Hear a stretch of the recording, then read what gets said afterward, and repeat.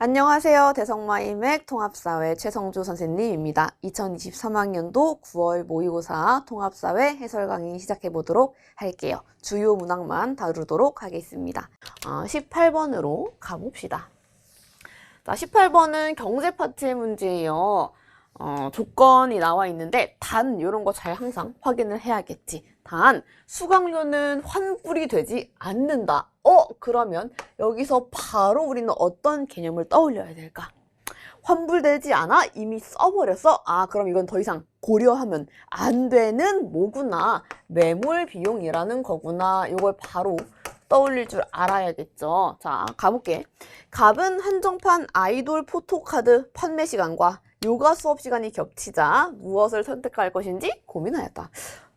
포토카드를 많이 들어보기는 했는데 포토카드를 직접 사러 가야 되는 건가요? 인터넷 구매가 안 되는 거예요? 어머, 그래서 여기 요가 시간이랑 겹쳤다 그러는구나.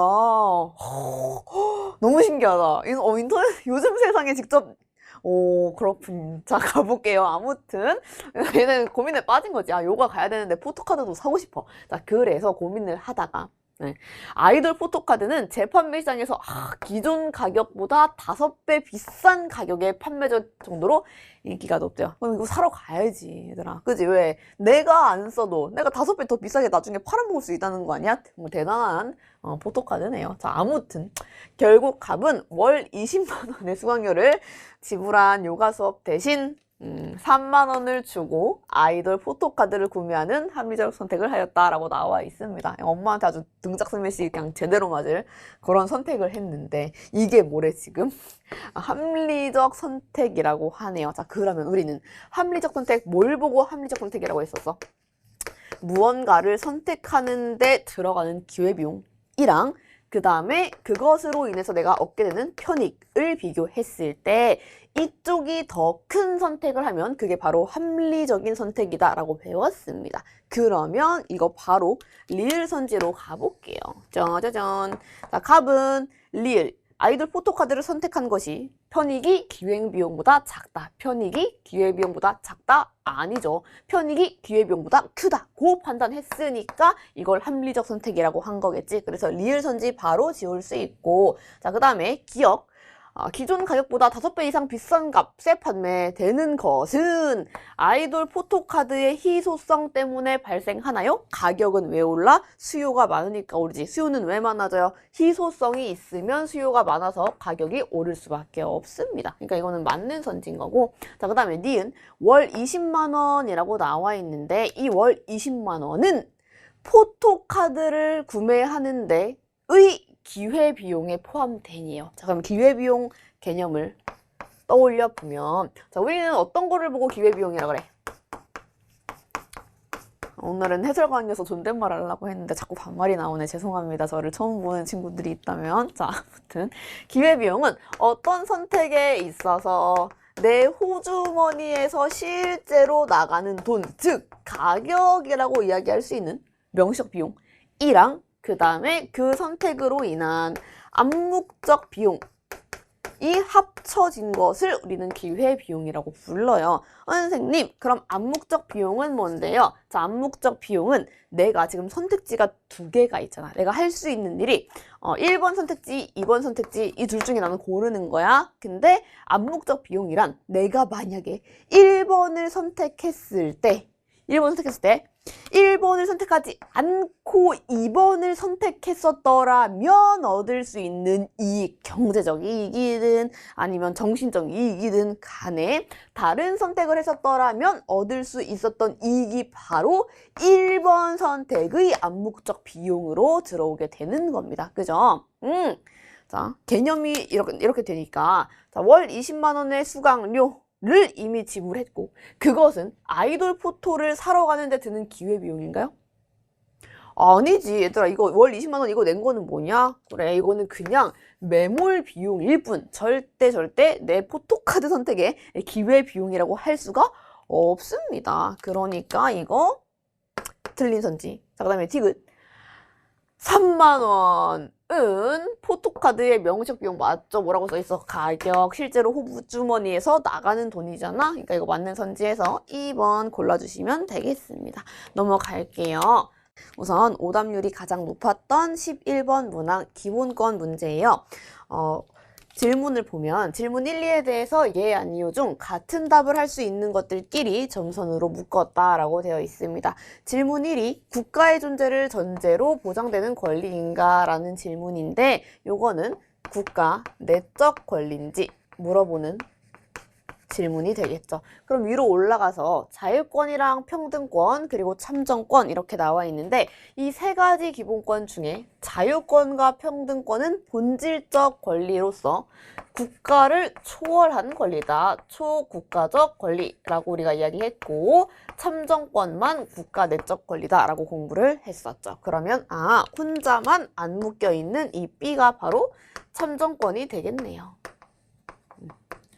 자, 그 다음에 질문 2번으로 넘어가 보겠습니다. 다른 기본권 보장의 전제 조건이냐라는 물음에 대해 C만 똑 떨어져서 나와 있는데 이 세 가지 기본권 중에 다른 기본권 보장에 있어서 전제로 깔리는 기본권은 우리 여러 번 공부했죠. 바로 평등권이 됩니다. 누구한테는 자유권을 보장해주고 누구한테는 자유를 보장해주지 않고 이러면 말이 안 되잖아요. 즉 모두가 평등하게 기본권을 보장받아야 된다라고 해서 평등권은 다른 기본권들의 전제 조건으로 깔리게 된다라고 공부를 했었죠. 자, 그러면 선지로 가볼게요.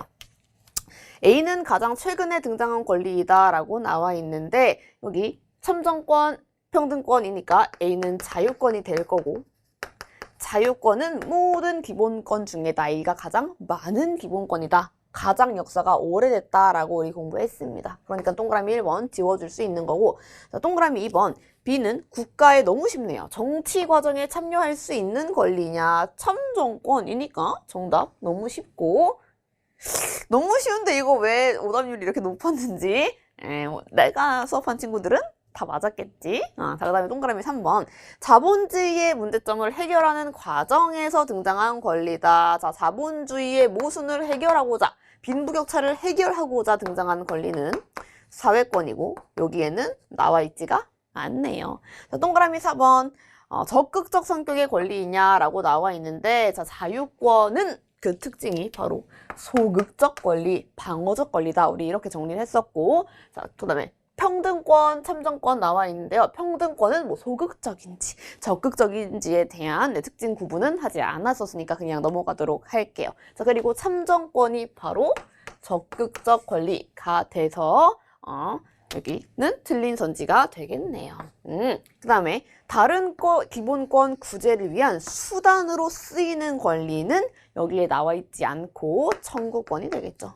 다른 무언가 기본권이 침해당했을 때 저 기본권 침해당했으니까 도와주세요, 회복시켜주세요 라고 청구할 수 있는 수단 혹은 절차적 권리다 라고 공부를 했었습니다. 자, 됐으면 자 13번 이것도 경제 파트 문제야. 수정자본주의, 신자유주의 나와 있는데 얘들아 수정자본주의 어떤 학자가 떠올라요? 케인즈 딱 떠오르지. 그리고 우리가 자본주의의 역사를 구분할 때 항상 기억해야 되는 부분은 어떤 자본주의는 정부 개입이 크냐 어떤 자본주의는 정부 개입이 낮냐 요거를 꼭 떠올려야 된다라고 했습니다. 자, 그러면 수정자본주의는 정부의 개입이 어떤 많아야 된다라고 보는 자본주의였었죠. 왜? 아담 스미스가 산업자본주의 때 냅두면 알아서 잘 경제는 굴러갈 거야 라고 했는데 믿고 있었더니만 경제가 박살이 났어요. 보이지 않는 손이 제대로 작동하지 않아서 시장 실패가 일어났고 그래서 케인즈가 등장해가지고 안 돼, 정부가 경제를 살려야 돼, 개입해야 돼 라고 했습니다. 그게 바로 수정자본주의지. 자, 그래서 수정자본주의를 통해서 경제가 어느 정도 회복이 되는 듯 했어요. 근데 시간이 계속 지나니까 이번에는 무슨 실패? 정부 실패가 일어나게 됩니다. 막 스태그플레이션, 물가가 오르면서 GDP도 줄어들어 버리는 아주 그런 문제가 일어났어요. 그래서 이거 정부가 개입하면 다 해결될 줄 알았더니만 안 되네? 정부 실패라는 것도 있네? 그럼 어떻게 해야겠다? 다시 정부 개입 줄이라고 해야겠다. 하이에크가 등장해서 신자유주의, 다시 정부 개입 줄여를 주장하게 됐죠. 이거를 가지고 선제로 가보는 거야. 정부가 적극적으로 시장에 개입해야 되는가? A가 예래. 그럼 얘가 수정자본주의인 거고 B가 아니오래. 그럼 얘가 신자유주의가 되겠지. 자, 그러면 수정자본주의는 시장 실패에 대한 대응으로 등장하였다. 벌써 정답이 나와 있네요. 방금 내가 다 말했죠. 정답 1번인 거고. 자, 큰 정부는 정부의 개입이 많은 정부를 얘기하고 작은 정부는 정부의 개입이 적은 경제를 이야기합니다. 그러면 얘는 큰 정부를 지향하는 거지. 그래서 틀린 선지. 보이지 않는 소는 수정자본주의 이전에 산업자본주의 누구? 아담 스미스. 내가 아담 스미스라고 하면은 막 어떤 학생들은 쌤, 애덤 스미스 아닌가요? 막 이러는데 뭐 그거나 뭐 알아서 읽으세요. 아무튼 보이지 않는 손, 이건 아담 스미스가 얘기한 거고, 을 인정하지 않는 얘. 자, 인정하지 않는다는 거는 얘 산업자본주의랑 반대편에 있는 놈이겠죠. 자, 산업자본주의도 정부 가만히 있어, 개입하지 마, 이겁니다. 그럼 그 반대편은 다시 케인즈, 정부 개입해, 이 사람이겠지? 그러니까 B가 아니라 A로 바뀌어야 되는 선지인 거고요. 동그라미 4번. 자원 분배에 있어서 효율성보다 형평성을 추구하냐라고 나와 있어요. 얘들아, 자본주의 사회에서 효율성을 강조하면 뭘 하게 된다? 정부 개입해라 그런다, 안 해라 그런다? 정부 개입 하지 마, 이렇게 얘기한다라고 했습니다. 그래야 사람들의 이기심에 의해서 경제가 더 효율적으로 돌아가라고 이야기를 했어요. 그리고 형평성을 강조하는 경제는 정부 개입해서 빈부격차 좀 줄여, 그다음에 불평등 완화시켜, 이런 이야기를 한다라고 했습니다. 그래서 요 단어 나오면 정부 개입 줄인다. 형평성 단어 나오면 정부 개입 늘린다. 요렇게 그냥 바로 연결시키면 되는 거예요. 자, 그러면 요거 형평성을 추구하는 거는 정부 개입을 좋아하는 A가 되겠지. 요렇게. 자, 그다음에 동그라미 5번. 가에는 복지 정책을 강화해야 하는가가 들어갈 수 있냐. 자, 복지 정책은 효율성이 좋아하겠어요? 아니면은 빈부격차 줄이라는 형평성이 좋아하겠어요? 당연히 형평성이 좋아하겠지. 그럼 얘도 뭐랑 연결되는 거야? 정부 개입해랑 연결되는 거니까 여기에 들어갈 수가 없죠. 넘어가도록 할게요. 일단 자, 8번. 오랜만에 앞단원 문제가 나왔어요. 우리 열심히 공부했던 몬트리올 존증 했던 환경오염 문제야. 가볼게.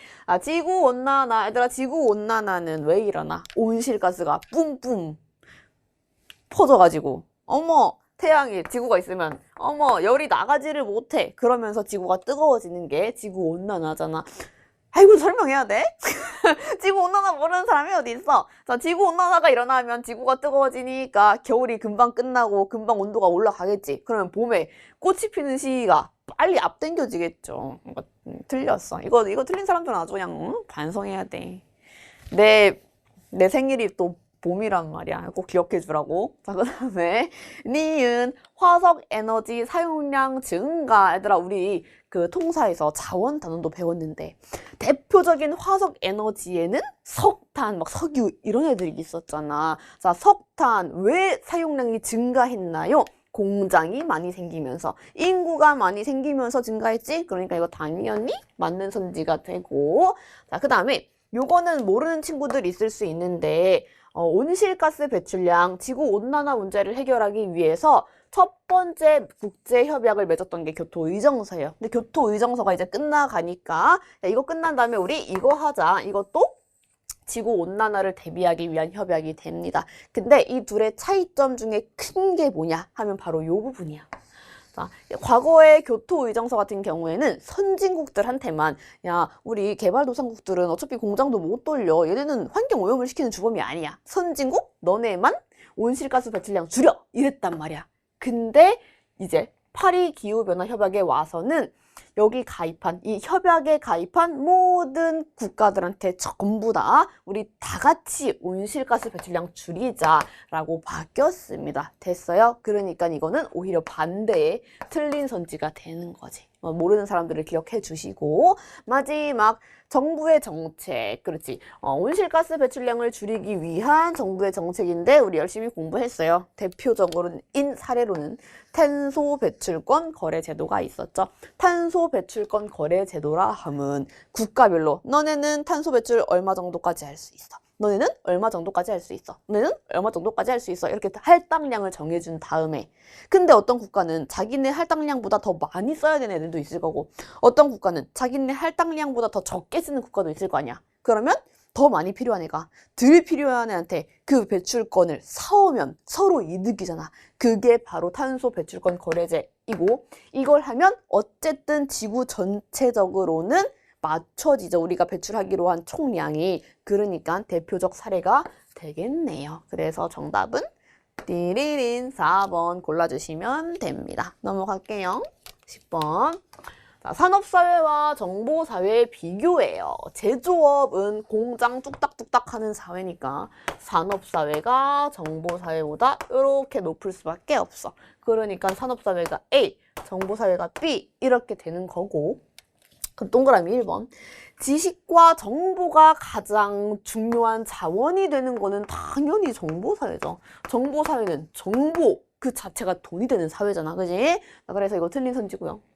일터와 가정의 경계가 뚜렷하다. 자, 산업사회랑 정보사회 중에 얘들아 내 직장이랑 내 집이 더 많이 붙어 있는 건 누굴까? 이거 애들이 은근히 되게 많이 헷갈렸는데 헷갈리면 질문을 바꿔봐. 내 직장이랑 내 일터가 어느 사회에서 더 많이 멀리 떨어져 있을까? 이걸 생각해 보세요. 어디가 더 멀리 떨어져 있을 것 같아? 산업사회일 수밖에 없어. 왜? 어떤 공장이 아파트 옆에 지어. 어떤 공장이 초가집 옆에 지어. 그지? 그러니까 주거지역이랑 공장지대가 딱 붙어 있을 수가 없단 말이야. 그러니까는 여기는 출퇴근이 멀어지게 되는 겁니다. 근데 요즘 사회, 정보사회를 생각해 보면 저 지하철 타고 갈 수 있는 정도, 운전해서 갈 수 있는 정도, 혹은 더 심하면 재택근무하는 정도 이러니까 결합 정도가 높은 거예요. 자, 됐으면. 그러면 산업사회는 정보사회에 비해 일터와 가정의 경계가 뚜렷하다 맞는 선지가 되는 건 거지. 꼭 기억을 해줘. 이게 다른 말로 일터와 가정의 뭐 통합 정도 라는 선지로 가끔 바꿔서 나오기도 합니다. 자, 통합 정도라고 하면 얘랑 반대가 되면 되는 거겠지. 통합일 때는 이렇게 순서가 되고 넘어갈게요. 대면적 인간관계가 보편적인 거는 정보사회보다 산업사회겠지. 왜? 정보사회는 완전 비대면 접촉 쩔잖아요 라고 할 뻔했어. 비대면 접촉이 많잖아요. 나 같은 경우에도 친구들 만날 시간도 없고 힘도 없어. 늙어가지고 힘도 없어서 친구들이랑은 카톡으로 나는 이제 비대면 소통하는 게 아주 그냥 충분해. 그래서 내가 어느 날은 너무 바쁜 거야. 그래서 친구들을 만나기로 했는데 도저히 여력이 안 되는 거지. 그래서 내가 친구들한테 미안한데 우리 줌으로 만나면 안 되냐? 줌 미팅 하면 안 되냐? 그랬다가 욕을 한 바가지를 먹었다. 넘어갈게요. 자, 소품종 대량 생산 방식의 비중. 자, 품종이 적고 그 적은 품종 다 똑같은 걸 대량으로 찍어내. 이거 요즘 사회겠어? 옛날 사회겠어? 완전 옛날 사회지. 산업, 정보 이렇게 됩니다. 선생님 왜요? 왜냐하면 정보사회는 개성이 다양해서 사람들이 원하는 품종도 되게 많아. 그래서 품종은 다양하게 근데 서로 원하는 게 다르니까 많이 찍어내지는 않고 여러 가지 품종을 소량 여러 개 생산을 하게 됩니다. 됐죠? 자, 그 다음에 동그라미 5번 기술. 이거는 모르는 사람 없겠다. 자, 옛날이랑 완전 옛날은 아니지만 지금보다 옛날 산업사회. 자, 요즘 시대 누가 더 기술 발전 속도가 빠르겠어? 정보사회가 엄청나게 빠르겠지? 자, 됐으면 넘어가도록 할게요. 자, 14번 문제. 또 반가운 기후단원 문제가 나왔어요. 진짜 겁나 열심히 했지 우리 이거. 심화강좌에서도 진짜 열심히 하고. 내가 수강 후기 같은 걸 요즘에 열심히 읽고 있는데 친구들이 그 심화강좌를 엄청 좋아하더라고. 심화강좌 때문에 도움을 많이 받았어요. 얘기를 진짜 많이 들어가지고 이걸 보니까 또 뿌듯한 생각이 들면서 들어가 봅시다. 연중 기온이 높고 습하대. 어머, 고온 다습? 무슨 냄새가 강력하게 나? 열대, 열대의 냄새가 강력하게 나지. 말이 잘 안 나오네. 그럼 가볼게요. 지열과 해충 차단을 위해 고상 가옥을 짓고 완전 힌트 향신료 넣고 기름에 볶아서 음식이 안 상하게 만들어요. 이거 뭐냐? 열대 우림 기후 지역이겠네. 여기 적도가 쫙 표시되어 있죠. 0. 자, 쭈쭈쭈 이렇게 선을 그으면 자, 열대 우림 어디에요? 적도랑 가장 가까운 거 바로 C네. C. 됐으면 이거 C. 자, 그 다음에 이번에는 건조 지역이래. 건조기후? 어디였어? 우리 열심히 외웠잖아. 아프리카 북부, 서남아시아, 중앙아시아까지 여기가 건조기후 지역. 그 다음에 그 지역들은 이제 석유도 잘 나는 그런 지역이었지. 그러면 너무 쉬워. B 해주시면 되는 거고, 오랜만에 복습 겸. 지붕이 평평하고 창문이 좁고 벽이 두꺼운 전통 가옥 그림이 딱 기억이 나지. 머릿속에 이거 사막 기후 지역에 있는 흙으로 만든 흙벽 돌집 이었습니다. 됐으면 넘어갈게요. 연중 기온이 낮고 겨울이 길어요. 어디겠어? 그치, 위에 있는 냉대 한대 기후 지역이겠지. 보니까 비타민 섭취를 위해서 날고기를 주로 먹는데 순록 유목한데. 순록 뭐야? 순록 발음이 어려워. 순록은 루돌프 사슴코의 그 루돌프라 그랬잖아. 루돌프 어디서? 추워. 추운 데서 살지? 여기가 되겠습니다. 그래서 A 한대기 U 해주면 되겠다. 넘어갈게요. 넘어가면 안 되지. 답을 찾다. 그래서 C, B, A 해가지고 5번 정답. 자, 그 다음에 벌써 마지막 문항이야. 다음 자료는 기본권 제한에 관한 우리나라 헌법 조항 중 일부이다. 읽어보니 이거 내가 빵 붙들어가지고 이 자체를 외워놓으면 좋다라고 했잖아요. 중요한 헌법 조항. 국민의 모든 자유와 권리는 국가안보, 질서유지, 공공복리를 위하여 필요한 경우에 하나여 법률로서 제한할 수도 있으며 제한하는 경우에도 자유와 권리의 본질적 내용을 침해할 수 없다. 이거 다 중요한 멘트라고 했습니다. 그러면 이거는 지금 하고 싶은 말이 뭐냐? 국민의 자유와 권리를 제한할 수 있어요. 이게 하고 있는 말인데 그게 포인트가 아니라 그랬지. 제한할 수 있지만 지금 한계를 엄청 많이 쳐놨잖아. 언제만 할 수 있대? 이 세 가지 목적일 때만 할 수 있다고, 또 필요한 경우에만 할 수 있다고, 또 형식도 딱 정해놨어. 법률로서만 제한할 수 있다고. 그리고 제한하더라도 본질적인 내용은 침해할 수 없대요. 즉 국민들의 기본권을 제한할 수는 있으나 엔간하면 하지 못하게 하고 있는 거지. 됐어? 자, 그럼 가볼게. 기억범. 국민의 기본권은 어떠한 경우에도 제한할 수 없다? 아니죠. 제한할 수 있대. 언제? 이런 것들을 다 잘 지켰을 때. 어쨌든 제한할 수는 있는 것입니다. 그 허들이 높은 거지. 자, 니은.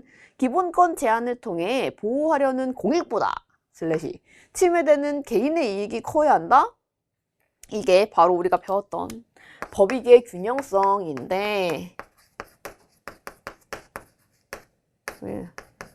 자, 여기서 지금 필요한 경우에 하나여 요게 얘기하는 게 과잉되게 제한해서는 안 돼. 과잉금지의 원칙이고, 이 과잉금지의 원칙에 다시 세부적인 4개의 원칙 중에 있던 게 바로 법익의 균형성이죠. 자, 법익의 균형성은 국가가 국민들의 기본권을 제한할 때 국민 입장에서는 내 기본권을 제한당하니까, 내 자유를 제한당하니까 나의 사사로운 이익인 사익이 줄어들 거라고. 근데 기본권 왜 제한한다고? 그래, 공익을 위해서 하는 거잖아. 그러면 기본권을 제한하면 공익은 늘어날 거라고요. 근데 이 둘 중에 뭐가 더 커야 기본권 제한이 합당해지겠어? 당연히 이쪽이 커야 기본권 제한하는 게 의미가 있어질 거 아니냐. 그래서 요거니까 이렇게 보호하려는 공익이 침해되는 개익보다 커야 한다 해서 또 틀린 선지가 됩니다. 됐죠? 2개 다 틀렸고. 디귿. 기본권을 제한할 때는 정당한 목적을 달성하는 데 필요한 범위 안에서만 제한하여야 한다. 이게 뭐야? 과잉되게 해서는 안 돼. 과잉금지의 원칙 이야기하고 있는 거죠. 그래서 디귿 맞는 선지고. 자, 법률로서 제한할 수 있대. 이거는 기본권 제한의 형식적인 한계가 되는데 반드시 법률 조항을 만들었을 때만, 그 근거가 법에 있을 때만 제한할 수도 있다라고 했습니다. 그러면 리을번. 이거 이렇게 법률로서 제한할 수 있다라는 허들을 둔 이유는 국민의 기본권이 국가에 의해 함부로 침해되지 않도록 보장하기 위함이다. 맞는 선지가 되죠. 이런 허들을 두지 않으면 국가가 맘대로 마구잡이로 막 기본권 제한해버릴 수 있잖아. 그럼 그건 제한이 아니다. 제한이 아니라 기본권 침해가 돼버린다라고 했습니다. 됐죠? 그런 불상사를 막기 위해서 이런 조항을 둔 거라고. 그래서 답은 5번 골라주시면 되겠습니다. 자, 여기까지 해서 우리 통합사회 주요 문항 공부를 해봤고 수험 보느라고 수고 많으셨습니다.